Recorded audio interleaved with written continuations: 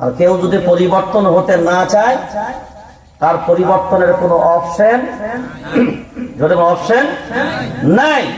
যে পরিবর্তন হতে চাইবে আল্লাহ তাকেই পরিবর্তন করাবেন। এখন এই মুহূর্তে এটা হলো কোরআনুল কারীম। এটাকে আমরা সম্মান করি না? কতটা সম্মান করি? জীবনের থেকেও বেশি মূল্য দিয়ে এর সম্মান আমরা।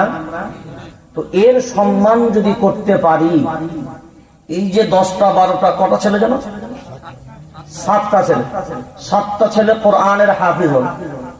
7 জনের মাথায় পাগড়ি দিয়ে প্রমাণিত হলো এরা কোরআন কণ্ঠস্থ করেছে। এখন বলেন, এই কিতাব দেখে দেখে পড়া যায়।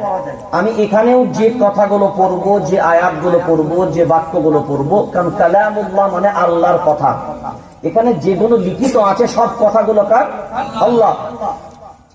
ওই কোরআনের হাফিজ গুলোকে যদি লাগিয়ে দেওয়া হয়, এখানে যা আছে যেভাবে লিখিত আছে, আমি এই কিতাব থেকে যা পড়বো আর একজন হাফিজকে যদি বসিয়ে দিই, সে ভিন্ন পড়বে না একই পড়বে?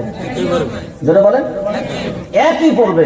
এখন বলেন, তাহলে এই কিতাবে যা আছে তাদের সিনাতেও, যেটা বলে সিনাতেও তাই আছে। তাহলে এই কিতাবের যদি মর্যাদা আমাদের কাছে হয়, তাহলে এই বাচ্চাগুলো, এই ব্যক্তিগুলোর প্রতি আমাদের মর্যাদা নেই কেন? দাম নেই কেন? মূল্য নেই কেন?